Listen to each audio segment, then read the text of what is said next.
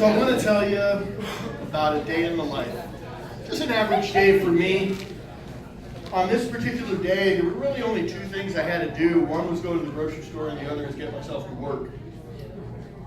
So I like to get to the grocery store early, so I pull into the grocery store parking lot and I see this lady backing into a parking space in a near empty parking lot. And I'm like, what the hell is that about? Who needs to back into a parking space in an empty parking lot? So I started thinking about it, and I said, you know what, there really are two types of people who need to back into parking spaces. I said the first is first responders. You know, police, fire, pizza delivery people, you know, it's life and death. So yeah, they need to back into parking spaces. But then I realized there's actually another group of people that needs to back into parking spaces, and that of course is assholes. So now why assholes? Because these folks will do just about anything to anyone at any time, and they need to get out of Dodge lickety-split oftentimes, and sure, they need to back into parking spaces. So next time you see someone backing into a parking space, ask yourself this little question and play this little game. Is that person a first responder? Or are they an asshole? And if you are a back-inner, someone who backs into parking spaces, or God forbid you want to be one, just know this, and I'm going to drop a little knowledge on you, which is every time someone backs into a parking space, Jesus kicks a puppy. Hey, I don't make the rules, right?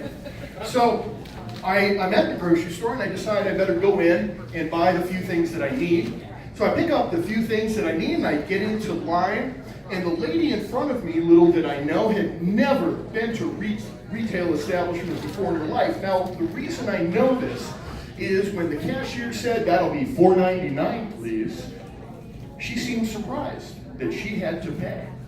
And so she finally goes spelunking into her purse to try to find some method of payment, and she finally pulls out 4 $1 bills and hands it to the cashier.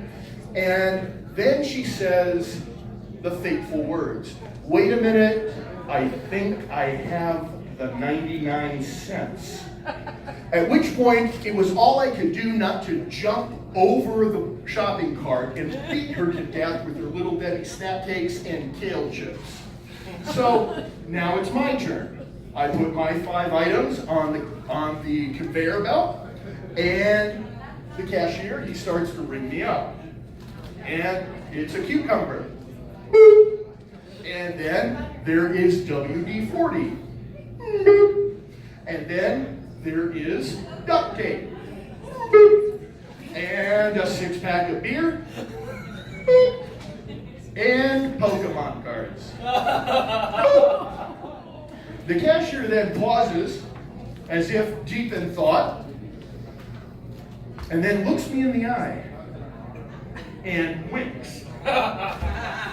And I realized, holy crap, am I going to be on an NSA watch list, or is Perps Without Borders going to be recruiting me? So I decide I better get out of Dodge, lickety-split, which would have been a lot easier if, of course, I had backed into my parking space.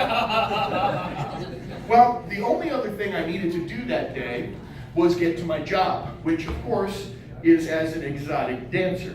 Ow! Yes, thank you. You've seen my work. And my specialty is reverse stripping. That's where I show up to something like a bachelorette party naked. And they pay me to put my clothes back on. And so I go in and I say, "Hey ladies, you want to see a little less of this?